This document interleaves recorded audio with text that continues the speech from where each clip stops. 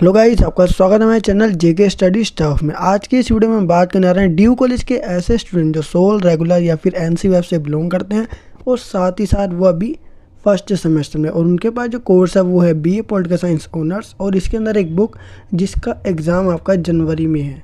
ठीक है, तो ये अपनी जो है ideas and institution in Indian political thoughts वाली बुक है। इसकी जो थर्ड यूनिट है उसके ऊपर हम इस वीडियो में बात करेंगे। बाकी फर्स्ट एंड सेकंड यूनिट पर जो वीडियोस है वो मैं बना चुका हूँ। अगर आपने वीडियोस नहीं देखी है तो ऊपर आपको आई बटन दे रखा है, उस पर क्लिक करके आप वीडियो की प्लेलिस्ट को ओपन करके वीडियो को देख सकते हैं। तो गाइस, इस वीडियो में हम बात करने जा रहे हैं यूनिट थर्ड के बारे में, जो कि ideas and institution in Indian political thoughts की जो बुक है उसके अंदर एक यूनिट आती है, वो है यूनिट थर्ड, और इसका नाम है न्याय और नीति। ठीक है, बाकी अगर आपको अंडरस्टैंडिंग पॉलिटिकल थ्योरी, जो कि आपका फर्स्ट एग्ज़ाम है, जिसका एग्ज़ाम आपका 4 जनवरी को है, अगर आपको इसके नोट्स चाहिए या फिर वीडियो है तो वो भी आप देख सकते हो। इसका भी जो लिंक है वो मैं आपको डिस्क्रिप्शन बॉक्स में दे दूँगा या फिर आई बटन पर आपको दिख जाएगा। ठीक है, बाकी अदर बुक्स जितनी भी है ना आपकी कॉलोनियल वाली या फिर जो आइडियाज़ वाली है, वो मैं जल्द से जल्द कंप्लीट करवा दूंगा। ठीक है, कॉलोनियल वाली भी मैं बना चुका हूँ। मतलब फर्स्ट सेमेस्टर का जितना भी सिलेबस है अधिक से ज़्यादा अपना कवर हो चुका है। तो फिलहाल तो अभी यूनिट थर्ड पे हम बात करते हैं। ठीक है, इसका एक जो पहला पार्ट है वो मैं बनाने जा रहा हूँ, तो देखते हैं और समझते हैं। प्राचीन भारत में न्याय और नीति। तो देखो, न्याय और नीति अपनी जो यूनिट थर्ड है, ठीक है, न्याय और नीति जो यूनिट थर्ड है उसका नाम है। तो सबसे पहले हमें ये पता होना चाहिए कि न्याय है क्या और नीति है क्या इसके अंतर्गत। ठीक है, मतलब इसमें जो न्याय तो कई तरह के होते हैं। ठीक है, तो इसमें बताना है कि किस प्रकार के न्याय की बात की गई है और किस प्रकार की नीति की बात की गई है। ठीक है, तो हम पहले क्या करेंगे, इसे रीड करेंगे जो पैराग्राफ है, उसके बाद हम जानेंगे कि इसका निचोड़ क्या आता है।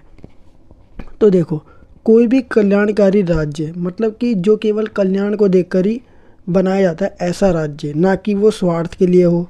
ठीक है, मतलब कुछ राज्य ऐसे होते हैं जो केवल क्या देते हैं, आर्थिक ज़रूरत देखते हैं, और कुछ ऐसे राज्य होते हैं जो कल्याण के बारे में सोचते हैं कि मैं एक ऐसे राज्य में रहता हूँ जो बहुत ही ज़्यादा कल्याणकारी है, मतलब कि जनता के भले के लिए कोई ना कोई कानून, नीति, न्याय किए जाते हैं, जिसके अंतर्गत मतलब नीति और नियम बनाए जाते हैं। ऐसे राज्य को कल्याणकारी राज्य कहा जाता है।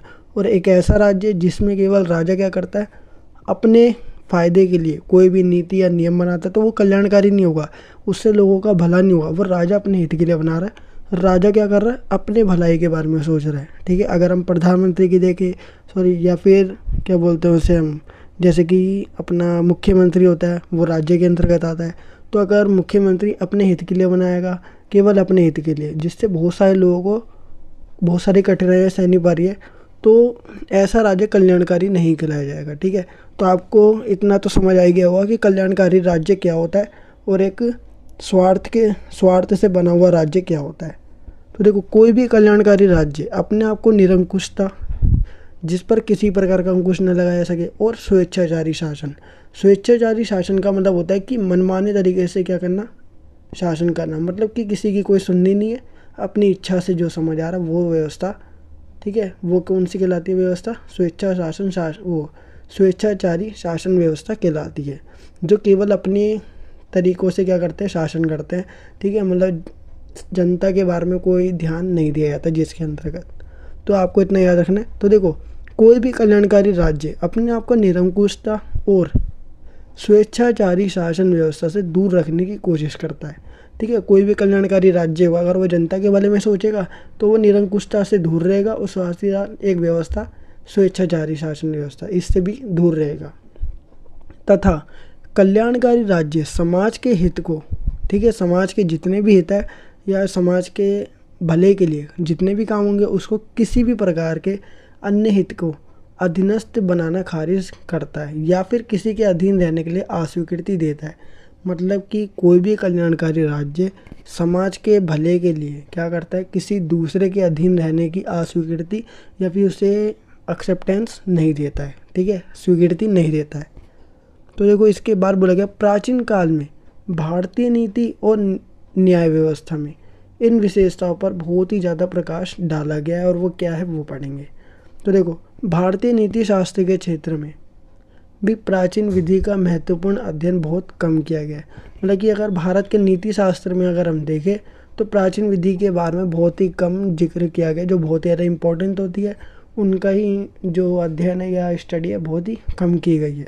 अब प्राचीन भारत की गौरवशाली न्याय और नीति पद्धति का अन्वेषणात्मक शोध किया जाना बहुत ही ज़्यादा ज़रूरी हो गया। मतलब कि प्राचीन भारत की जितनी भी न्याय से संबंधित और नीति से संबंधित जितनी भी पद्धतियाँ हैं या फिर विधियाँ हैं, उनको जांच पड़ताल करना या उनके बारे में जानना, ठीक है, ये बहुत ही ज़्यादा ज़रूरी हो गया। और इसी के बारे में हमें इन्फॉर्मेशन क्या है, बहुत ही कम है। तो जितने भी प्राचीन काल के, ठीक है, जो भी इन्फॉर्मेशन है वो हमें बहुत कम पता है। तो इसके बारे में जानने के लिए हमें क्या करना पड़ेगा, अन्वेषण करना पड़ेगा, ठीक है, उससे रिलेटेड जांच पड़ताल करनी पड़ेगी, तभी हमें पता लग पाएगा कि प्राचीन जो न्याय थे, ठीक है, और नीतियाँ भारत के अंतर्गत वो कौन कौन सी थी, ठीक है, जिसकी अभी कमी है, जिससे हम ज्ञात कर सकें कि अपने अतीत की नीति और न्याय व्यवस्था को पूर्ण रूप से जानकारी प्राप्त कर पाएँ, ठीक है। मतलब कि जो भी भारत की नीति है और न्याय व्यवस्था है उसको पूरी तरह से जान पाए हम, इसलिए हमें अन्वेषण करना बहुत ज़्यादा ज़रूरी है, जांच पड़ताल करना बहुत ज़्यादा ज़रूरी है और नीति और न्याय पर प्रकाश डाला जाए। नीति और न्याय की सर्वोच्चता जो प्रत्येक आधुनिक लोकतांत्रिक व्यवस्था का मुख्य बिंदु और आधार है, ठीक है। कोई भी नीति हो या न्याय हो, ठीक है, मतलब हमेशा क्या करना चाहिए, हमें नीति को ऊपर रखना चाहिए और उस नीति का कोई भी उल्लंघन करेगा, ठीक है, या फिर उससे रिलेटेड जो भी न्याय होगा उसको सबसे सर्वोच्च माना जाए।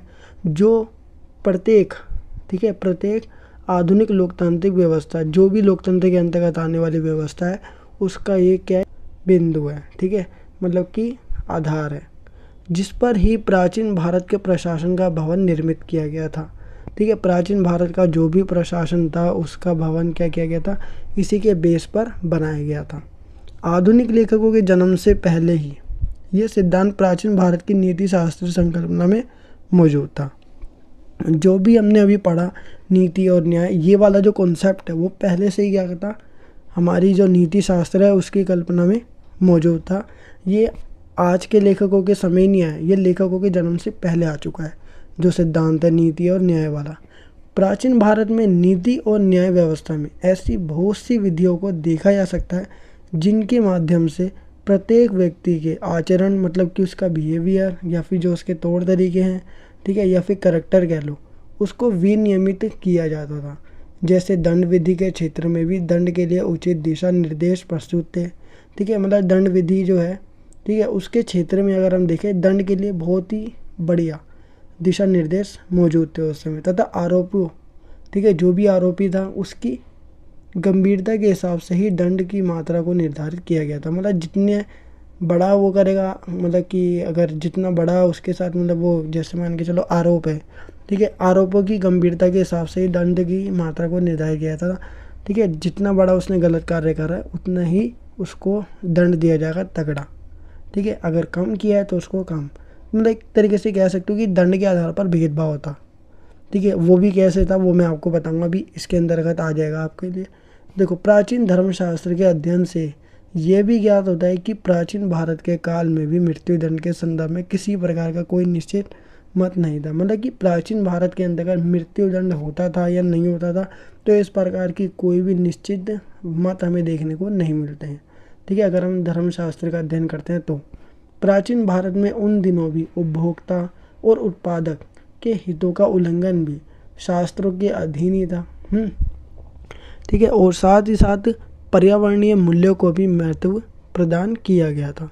जैसे उपभोक्ता तथा उत्पादकों के अपराधों, ठीक है, अपराधों के लिए भी दंड की व्यवस्था की गई थी। मतलब कि अगर उपभोक्ता या उत्पादक, ठीक है, उपभोक्ता कंज्यूमर और प्रोडक्टर जो भी है, तो प्रोड्यूसर अगर और कंज्यूमर अगर इन दोनों से भी अपराध होता तो इसके लिए भी दंड की व्यवस्था की गई थी, ठीक है। अब इसके बाद अगर हम बात करें कौटिल्य का न्याय और नीति पर विचार। कौटिल्य क्या सोचते थे न्याय पर और नीति के ऊपर, उनके क्या विचार थे, तो वो अब हम जानेंगे। प्राचीन भारतीय चिंतकों के अनुरूप ही, मतलब कि प्राचीन भारत के जो भी चिंतक थे उनकी तरह ही कौटिल्य भी सभी के धर्म का पालन पर जोर देते थे। मतलब कि सभी के धर्म को मानते थे। जैसे कि भारतीय चिंतक का मानना है कि हम किसी प्रकार का भेदभाव नहीं करते हैं धर्म के पालन में, तो वो भी इसी प्रकार सोचते थे कौटिल्य, ठीक है। उनका मानना था कि स्वधर्म, मतलब कि खुद के धर्म का पालन करने से ही न केवल वर्तमान की व्यवस्था बनती है, बल्कि परलोक भी सुधर जाता है। अगर कोई व्यक्ति अपने धर्म का पालन करता है तो उससे न केवल वर्तमान की व्यवस्था बदलेगी, बल्कि वह परलोक भी सुधर जाता है। इन बातों के बावजूद भी नागरिक कानून का कई प्रकार से क्या करते हैं, उल्लंघन करते हैं। ठीक है, उनको पता है कि मतलब कि वो गलत कर रहे हैं, लेकिन तब भी वो कानून का उल्लंघन जरूर करते हैं। उनको दंडित करने के लिए कौटिल्य न्यायिक व्यवस्था भी करते हैं। मतलब कि ऐसे व्यक्ति जो कानून का उल्लंघन करते हैं, तो उनके लिए कौटिल्य ने क्या करी है, न्यायिक व्यवस्था बना रखी है। ठीक है, मतलब कि अगर किसी के साथ कोई गलत होगा तो न्याय कौन दिलाएगा, उसकी व्यवस्था भी की गई है। ठीक है, तो उनके मत के अनुसार, मतलब कौटिल्य के मत के अनुसार, कौटिल्य का क्या कहना है उसके अनुसार, न्याय के बिना प्रजा धर्म, अर्थ, काम और मोक्ष से वंचित रह जाता है। ठीक है, मतलब कि न्याय के बिना जो प्रजा है वो इन सब के बिना क्या रह जाएगी, इन सब से वंचित रह जाएगी। चाहे वो धर्म हो, अर्थ हो, मतलब अर्थ का मतलब पैसा वगैरह हो गया, काम हो, और मोक्ष हो, मोक्ष। ठीक है, इसलिए न्याय के माध्यम से ही प्रजा के परम लक्ष्य की पूर्ति की जा सकती है। ठीक है, न्याय के माध्यम से ही जो प्रजा है या फिर लोग हैं, ठीक है, जिसके लिए हमने शासन व्यवस्था बना रखी है, तो जो भी प्रजा है उसके परम लक्ष्य की पूर्ति की जा सकती है न्याय के माध्यम से। जो भी वो चाहता है उसका लक्ष्य पूरा हो सकता है। यही कारण था कि कौटिल्य ने न्याय और नीति पर बहुत अधिक बल दिया है। उनके अनुसार न्याय राज्य के प्राण थे। ठीक है, मतलब कि कौटिल्य के अनुसार न्याय क्या था, राज्य के प्राण होते हैं। कोई भी राजा है या फिर उसके जो भी प्रजा है, उसके प्राण क्या होते हैं, न्याय। अब इसके बाद बात करें न्यायाधीशों के चयन की प्रक्रिया। तो न्यायाधीशों का चयन कैसे किया जाता था, मतलब कि एक जज है उसको कैसे चुना जाएगा, तो उसका प्रोसेस अब हम जानेंगे। तो देखो ये भी क्या है, कौटिल्य के अनुसार ही है। कौटिल्य ने अर्थशास्त्र में, अब अर्थशास्त्र क्या है वो पहले जान लेते हैं। अर्थशास्त्र, जैसे कि मैंने आपको पिछली यूनिट में भी बताया था, कौटिल्य ने क्या करा था, एक पुस्तक बनाया, मतलब कि एक पुस्तक लिखी थी जिसका नाम था अर्थशास्त्र। और ये अर्थशास्त्र एक ऐसी पुस्तक थी जिसका नाम अगर हम आज के तौर पे देखें तो इकोनॉमिक्स या फिर स्टैटिक्स निकल के आता है। ठीक है, जिसके अंदर स्टैटिक्स, डाटा वगैरह इन सब की बात की जाती है। लेकिन कौटिल्य ने जो अर्थशास्त्र लिखी थी, अर्थशास्त्र नाम की पुस्तक लिखी थी, उसमें इकोनॉमिक्स की बात नहीं की जाती, मतलब कि आर्थिक व्यवस्था वगैरह इस प्रकार की कोई बात नहीं की जाती, उत्पादक उपभोक्ता वगैरह की। उसमें क्या होता था, उन्होंने केवल राज्य और राजनीति की बात की थी, सरकार की बात की थी, ना कि कोई मतलब कि आर्थिक व्यवस्था इस प्रकार की कोई बात नहीं की थी इस पुस्तक में। देखो कौटिल्य ने अर्थशास्त्र नाम की पुस्तक लिखी, उसमें न्याय का आधार क्या बना, राजा को बना दिया उन्होंने, मतलब कि न्याय कौन करेगा, राजा करेगा। उनके अनुसार एक योग्य, कर्तव्यपरायण तथा जन कल्याणी राजा ही है। ठीक है, कर्तव्य का जो पालन कर सकता है, मतलब जो कर्तव्य का पालन करता हो, जनता का कल्याणी हो, मतलब कि जनता के भले में सोचता हो, वो कौन है, राजा। इसके बावजूद न्याय व्यवस्था को मजबूत करने के लिए वह न्यायाधीश का चयन करते हैं। देखो कौटिल्य ने क्या माना कि न्याय का आधार राजा है, लेकिन फिर भी कौटिल्य ये मानते हैं कि राजा ही क्या होता है, एक योग्य व्यक्ति होता है। ठीक है, वो जनता के भले के लिए सोचता है, लेकिन फिर भी ठीक है, न्याय व्यवस्था को मजबूत करने के लिए वो न्यायाधीश का चयन करता है।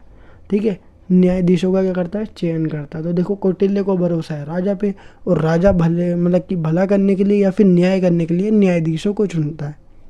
ठीक है, उनकी मान्यता थी कि उच्चतम न्यायालय में तीन धर्मस्थ न्यायाधीश तथा अमात्य, अमात्य मतलब होता है मंत्री, होने चाहिए, जो साथ में बैठकर विवादों का उचित निर्णय कर सके। इन न्यायाधीशों की नियुक्ति का भार कौटिल्य ने राजा को दिया है। ठीक है, देखो कौटिल्य ने क्या करा, राजा को इम्पोर्टेंस दी है, और राजा क्या करता है, जो भी विवाद वगैरह होंगे उनको बैठकर सुलझाने का काम किसका होना चाहिए, न्यायाधीशों का होना चाहिए। ठीक है, और कई प्रकार के न्यायाधीश, जैसे कि उन्होंने बोला कि 3 धर्मस्थ न्यायाधीश होने चाहिए और एक अमात्य मतलब कि मंत्री होना चाहिए। ठीक है, और न्यायाधीशों की नियुक्ति कौन करेगा, राजा करेगा। ठीक है, इन न्यायाधीशों की नियुक्ति का भार कौटिल्य ने राजा को दे दिया। कौटिल्य की संपूर्ण न्यायिक व्यवस्था आधुनिक है। पूरी की पूरी जो न्यायिक व्यवस्था इन्होंने जो बात की है वो बहुत ही बढ़िया है और मॉडर्न है। ठीक है, वे न्याय को निष्पक्ष होने पर अत्यधिक बल देते थे। कौटिल्य क्या करते हैं कि न्याय हो तो निष्पक्ष होना चाहिए, अदरवाइज नहीं होना चाहिए। तथा वे न्यायिक व्यवस्था के विकेंद्रीकरण पर भी बहुत ज़्यादा बल देते थे। मतलब कि न्यायिक व्यवस्था का विकेंद्रीकरण मतलब कि बांट देना चाहिए। ठीक है, जो भी न्यायिक व्यवस्था होगी उसके अंतर्गत जितने भी काम आएंगे वो छोटे छोटे काम क्या हो, सबको बांट दिया जाए। केंद्रीकरण का मतलब होता है कि सबका भार एक पर दे दो, ठीक है, मतलब कि न्यायिक व्यवस्था एक व्यक्ति संभालेगा, तो वो क्या होगा, न्यायिक व्यवस्था का केंद्रीकरण। लेकिन ये क्या है, न्यायिक व्यवस्था के विकेंद्रीकरण पर ज़्यादा जोर देते हैं। तो इसका मतलब है कि न्यायिक व्यवस्था के अंतर्गत जितने भी कार्य होंगे वो केवल एक व्यक्ति नहीं बल्कि कई सारे लोगों का समूह संभालेगा, ठीक है। उन्होंने उच्चतर न्यायालय के 3 स्तंभ जो कि न्यायाधीश होते हैं और उनके द्वारा निर्णय सर्वसम्मति मतलब कि सबकी सहमति या बहुमत से करने पर बल दिया, जो कि आज के समय काल के अनुसार बहुसदस्यीय न्यायिक पीठ के रूप में जाने जाते हैं या विद्यमान है। तो इतना आपको समझ आ गया होगा। अब इसके बाद देखो मनु का न्याय और नीति पर विचार। ये तो हमने कौटिल्य का देखा कि कौटिल्य की न्याय विधि या फिर न्याय व्यवस्था कैसी है। अब हम जानेंगे मनु की न्याय व्यवस्था कैसी है।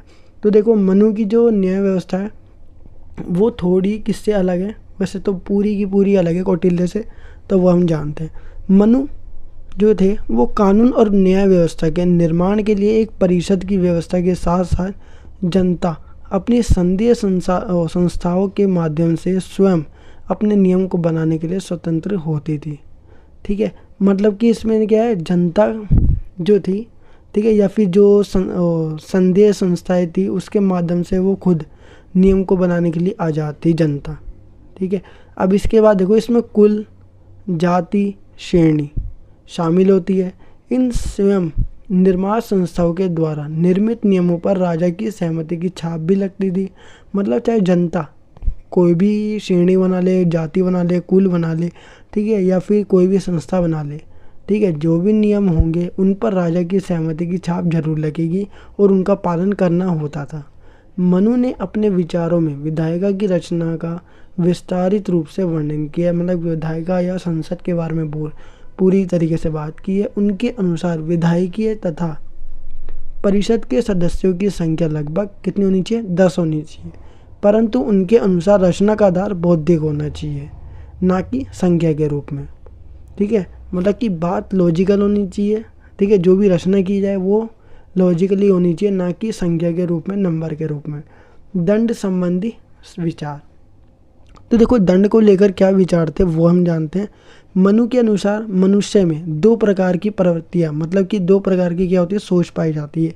एक असुरी, एक बुरी, और तथा दूसरी देवीय मतलब अच्छी, ठीक है। देवी प्रवृत्ति के अंतर्गत मतलब कि देवीय जो प्रवृत्ति है या फिर सोच है उसके अंदर क्या होता है, शांति, उत्तम और दूसरों के अधिकारों को भी ध्यान में रखा जाता है तथा दूसरों को सुख पहुंचाने के लिए कोई कार्य की ओर भी प्रेरित किया जाता है।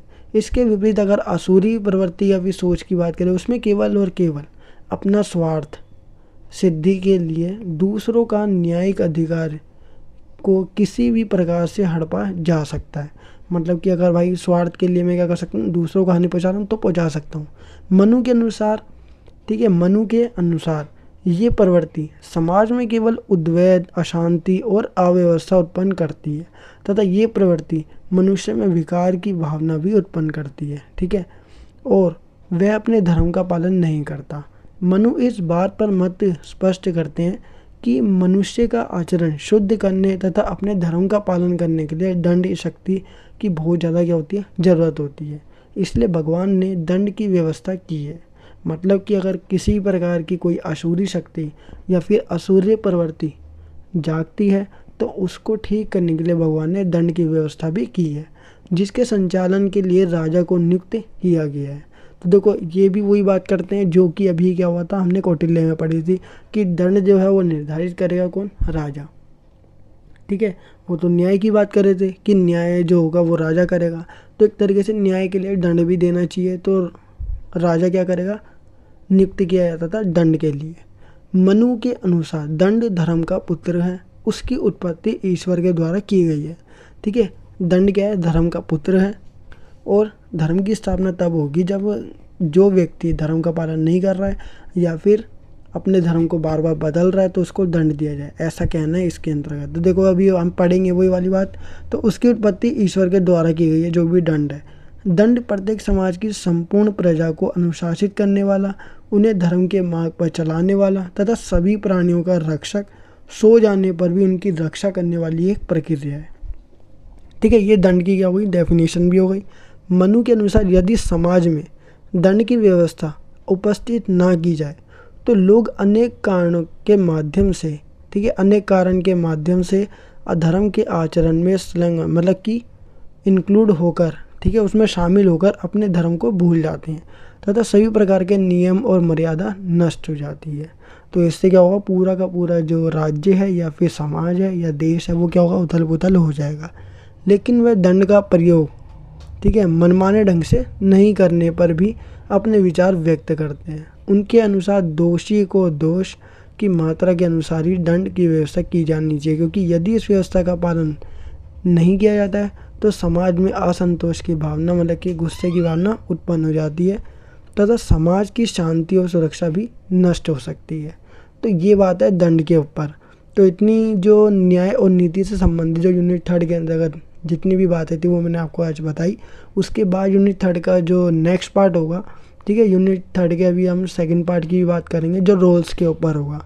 ठीक है, रोल्स जो थे विचारक थे उनके ऊपर हम भी बात करेंगे। तो उसके बाद ये जो यूनिट 3 है वो कंप्लीट हो जाएगी। तो ये थी गाइस आज की वीडियो। आई होप गाइस आपको ये वीडियो जरूर पसंद होगी। अगर आपको ये वीडियो पसंद है तो वीडियो को लाइक शेयर कमेंट करना बिल्कुल ना भूलिए, और साथ ही साथ अगर आप हमारे चैनल पर नए हो तो चैनल को सब्सक्राइब करना बिल्कुल ना भूलिए। तो मिलते हैं अपनी नेक्स्ट वीडियो के साथ। So thanks for watching this video.